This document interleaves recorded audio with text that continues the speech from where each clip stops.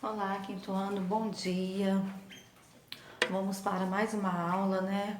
Hoje é terça-feira, dia 9 de junho de 2020, aula 26, né? Hoje nós vamos fazer História e Matemática, hoje é terça-feira. Não esquecendo que vocês terão hoje aula de inglês, né? Depois, no finalzinho da aula, vocês vão lá, clica lá no link da tia Laís, tá? Para vocês estarem assistindo a aula dela, tá bom? Então, História e Correção, páginas 159 e 161, tá? Independência do Brasil, páginas 161 a 166. Já vão providenciando aí os livros direitinho, já vai colocando aí do lado. Matemática, correção nas páginas 48 e 49, no livro de disciplina de matemática mesmo, tá? Depois nós vamos para o livro de atividades, trabalhar localização coordenadas. Na verdade, nós já trabalhamos, né? Página 92 e 93. Nós vamos só reforçar o que nós já vimos, tá bom? Então, vamos lá. Peguem já o livro de história, tá? Pra gente estar fazendo a correção de uma vez, tá bom? Vamos lá. Página 159, tá? Vamos lá.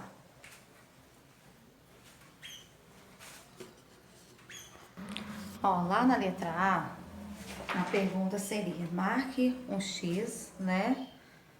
Primeiro vocês vão observar a imagem, né? Nem é a minha pergunta. Vocês vão observar a imagem e a seguir para resolver as questões propostas, tá bom? Na letra A, marca um X, quem são os mártires aos quais o título da obra se refere? São os soldados? São os inconfidentes? São os mineradores? Então, a resposta correta seria os inconfidentes, tá? Quem acertou, coloca um vistinho, um visto aí, tá? Do ladinho aqui, ó. E quem errou, apaga e faça a correção, tá bom? Na letra B, por que a obra se chama Jornada dos Mártires? Porque representa o caminho percorrido pelos inconfidentes até a prisão no Rio de Janeiro.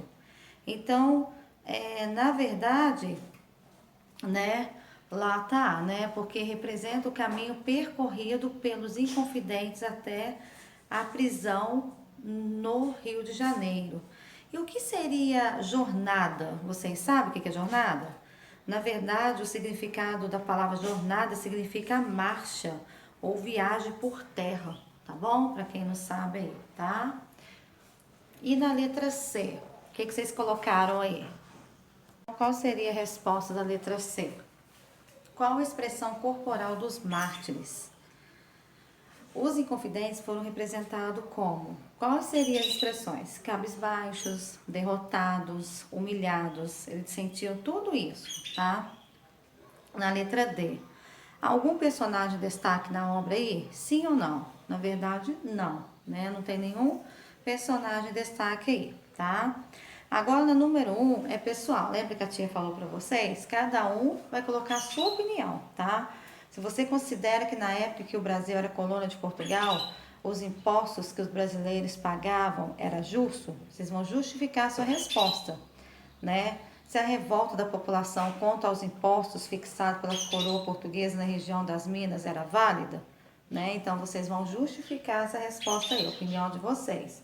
Se vocês consideram, né, que na época que o Brasil era colônia de Portugal, os impostos que os brasileiros pagavam eram justos, tá bom? Cada um coloca a sua opinião aí, tá? No número 2 da letra A letra A da número 2, perdão, é a mesma coisa também, tá? Nos dias atuais, os brasileiros pagam muitos impostos. Converse com o familiar e faça as perguntas a seguir. Na sua opinião, o dinheiro pago em impostos é utilizado de forma adequada pelo governo?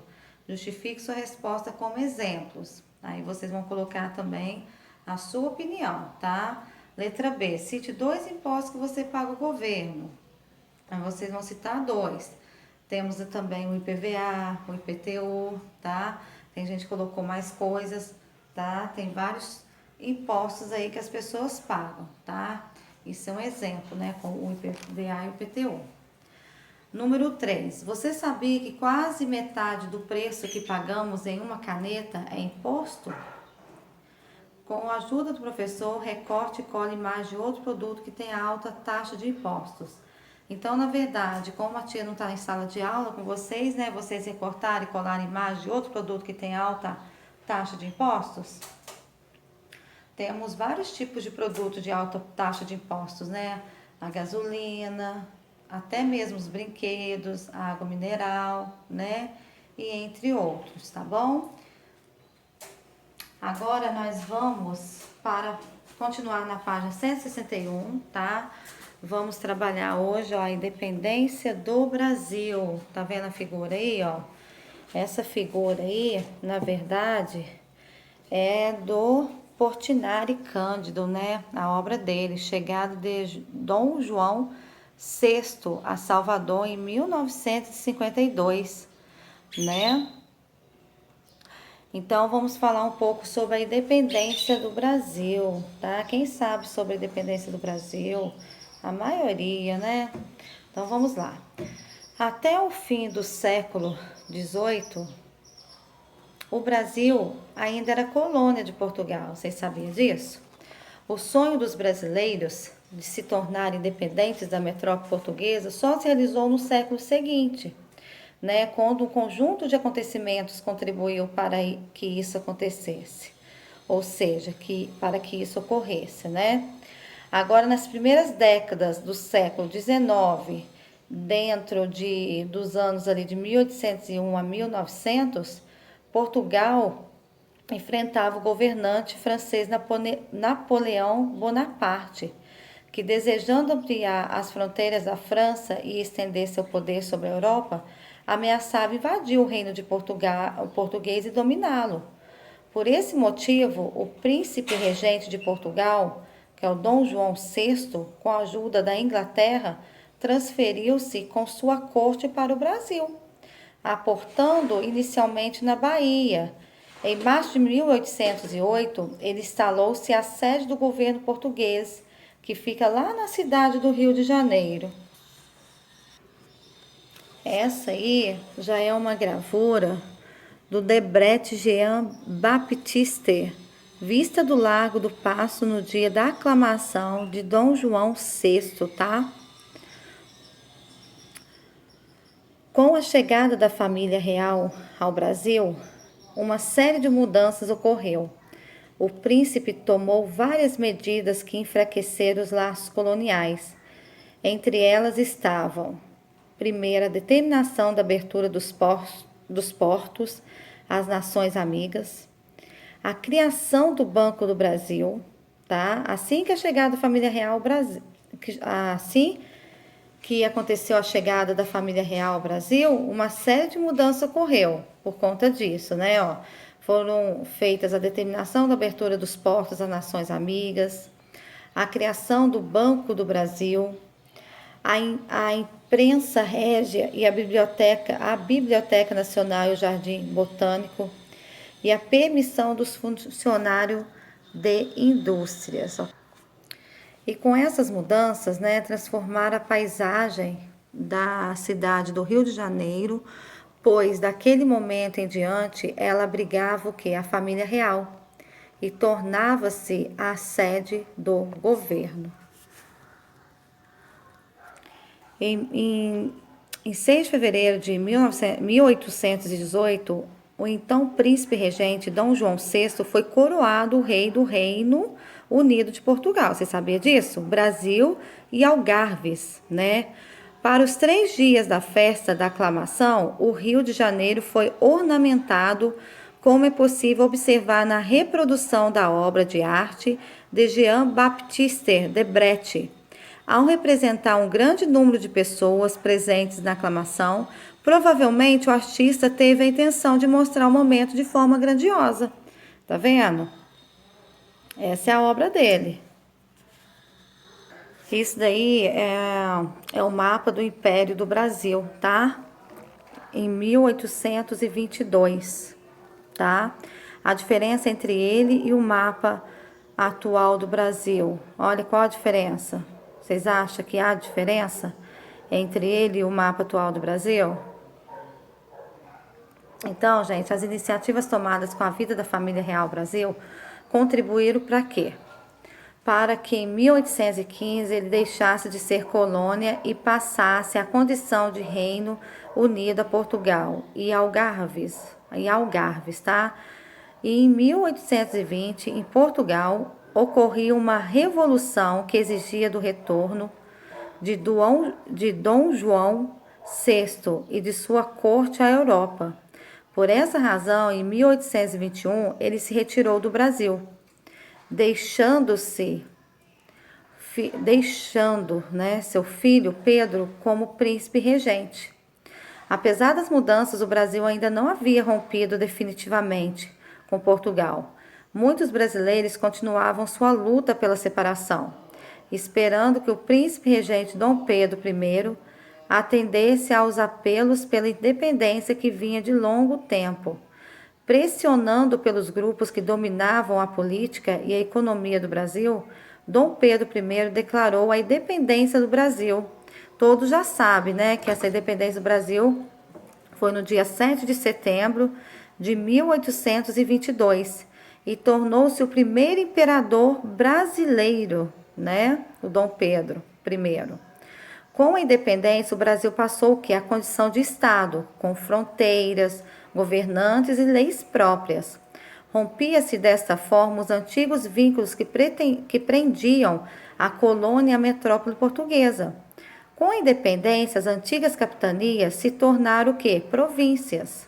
Lembra que a tia já trabalhou as capitanias com vocês? Observe a seguir, né, como vocês estão vendo aí, o mapa do Império do Brasil em 1822, né?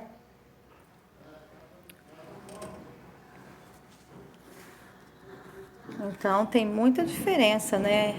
O mapa do Império do Brasil em 1822 com o mapa atual do Brasil, né? Muita diferença mesmo, né? Porque lá estão divididos em regiões, né? Que aqui não estão, né? As 5 regiões do Brasil, não é verdade? Ó, tá lá, tá as capitanias, né? Lá, hereditárias aqui no cantinho aqui, ó, né?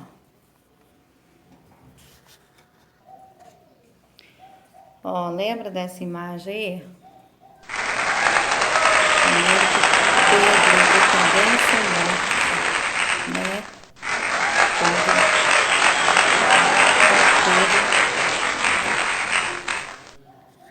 Essa foto aqui, né? Que o momento da história do Brasil, né? A obra ela retrata o que? A independência do Brasil, né? Não é verdade?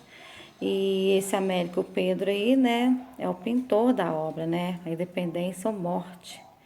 Ele fica exposto, essa obra aqui, essa tela, lá no Museu Paulista, que fica em São Paulo, tá?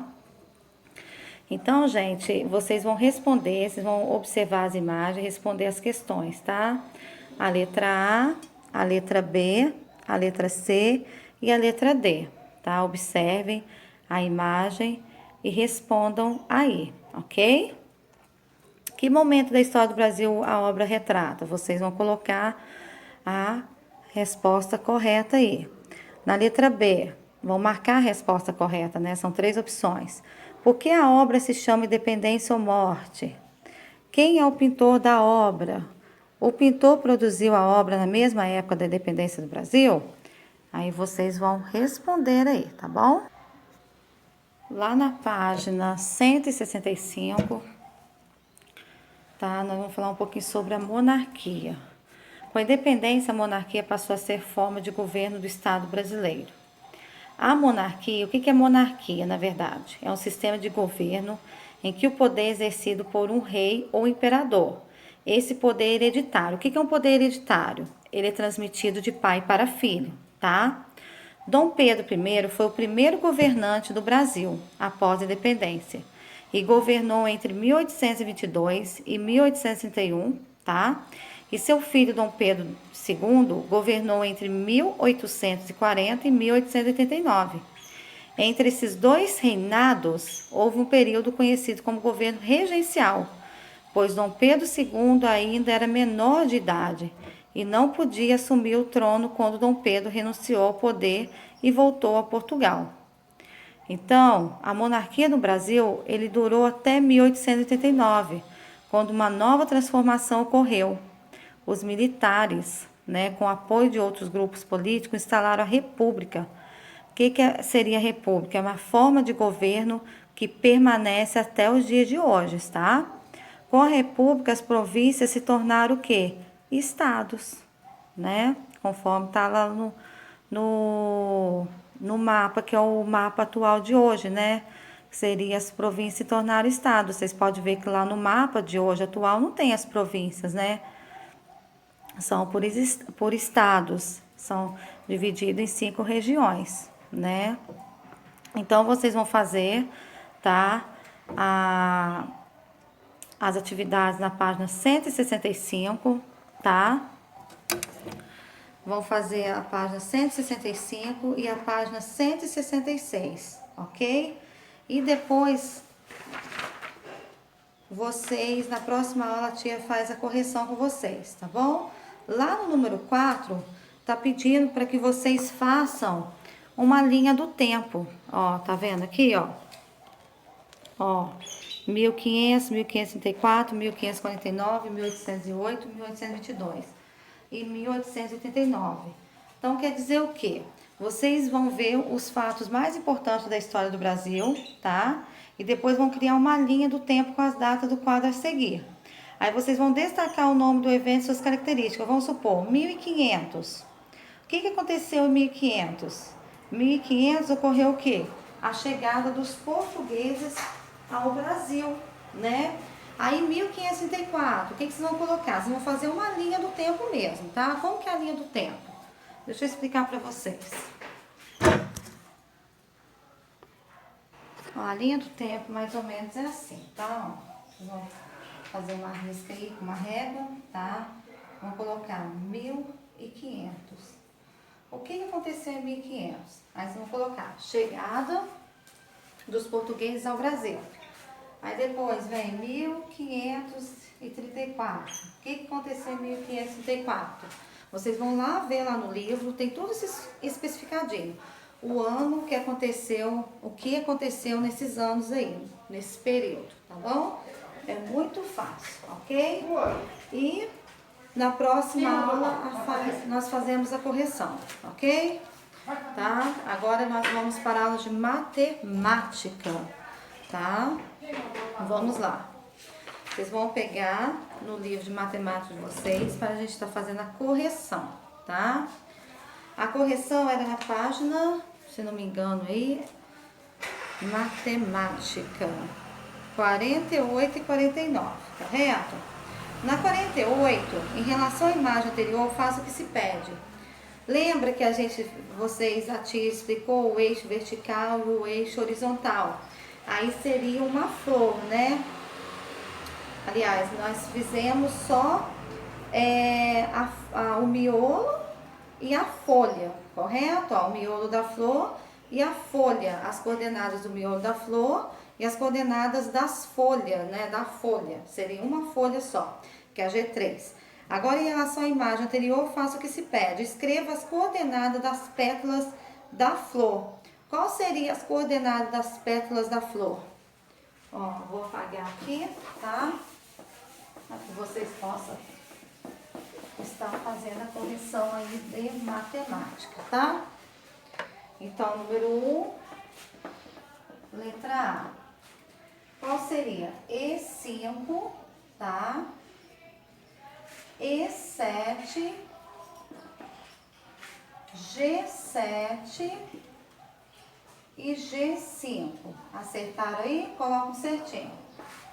Letra B. Marca um X na coordenada A1. Aqui, ó. Vocês vão marcar aqui. Vocês já marcaram? Vê se tá correto, então, ó. Igual da prof, ó. Aqui, ó. Coordenada aqui, ó. A1. Marcaram o Xzinho? Ok. Agora, lembra daquela coordenada lá? Que era para você estar fazendo? Pinte os quadrinhos de acordo com as coordenadas dadas. O que formou de vocês aí? O meu aqui formou um Na verdade, ela formou um laço ou uma borboleta, ó. Ela vai, ó, o meu acho que formou um lacinho. Parece uma borboleta, parece um lacinho. Ó, de vocês ficarem assim, ó. Corrigem aí se tá certo, ó. Essas foram as coordenadas que a tia passou para vocês estarem fazendo, tá? A figura que você formou é simétrica? Sim, né? Vocês podem ver que, ó, 2 quadradinhos daqui, 2 quadradinhos aqui, 2 aqui, 2 aqui, um aqui, outro aqui, né, ó.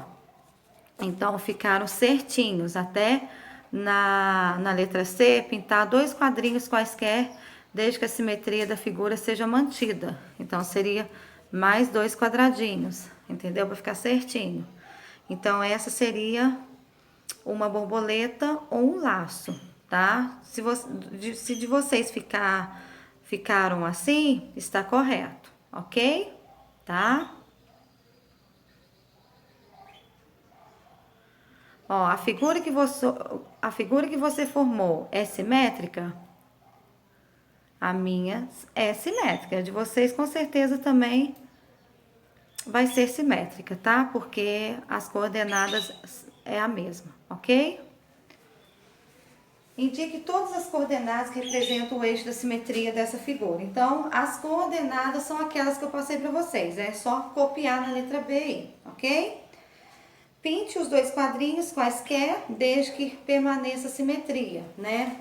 Essas duas aqui, ó, tá? Ó, coloque mais uma aqui, outra aqui, para permanecer a simetria, tá? Acertaram aí? Ok? Muito fácil, né? Então, agora nós vamos para o livro de atividades, tá? Ok? Então, vamos lá. Ó, número 5, tá vendo aí? A imagem a seguir representa o trajeto de um inseto a começar da esquerda para a direita, tá vendo? Então, vocês vão ver o trajeto da Joaninha, tá? E vão numerar, de acordo com o trajeto dela, vocês vão colocar número 1, 2, 3, 4 ou 5, ok? Número 6, indique as coordenadas correspondentes a cada quadradinho pintado na malha quadriculada. Lembre-se de que a localização de partes dos desenhos, de acordo com suas coordenadas, é composta por 2 informações. Primeiro, indicamos a informação que está no eixo horizontal e depois a informação que está no eixo vertical, tá? Então, temos aqui, ó, as coordenadas são... Vocês vão dar as coordenadas para mim aqui, tá? Vocês já sabem, ó, já tá formada uma árvore. Então, vocês só vão colocar lá E1, tá? Um exemplo, E2, tá? Vocês vão ver pra tia e mostrar as coordenadas pra mim e estar colocando aí embaixo, tá bom? Agora, responda as questões. Letra A. A figura formada simétrica, ela se parece com o quê? Então, vocês vão ver, vão observar se ela é uma figura simétrica. Se sim, vocês vão colocar sim. Se não, não. E vão colocar o que ela significa, o que vocês estão vendo aí, tá? Pinte outros 2 quadradinhos quaisquer, de modo que a simetria da figura seja mantida. Lembra lá da borboletinha? Ou do lacinho? Que pintaram 2 quadradinhos do lado, um do outro? Permanece a simetria, não mexeu. Se eu pintasse um quadradinho e deixasse o outro quadradinho, aí não ficaria simétrica, né? Letra C. Escreva as coordenadas dos quadradinhos brancos que estão na linha 1, tá? Então, vocês vão escrever todas as coordenadas dos quadradinhos brancos que estão na linha 1, ok? Tá? Super fácil, tá? Então, faça com bastante atenção. Amanhã a tia faz a correção.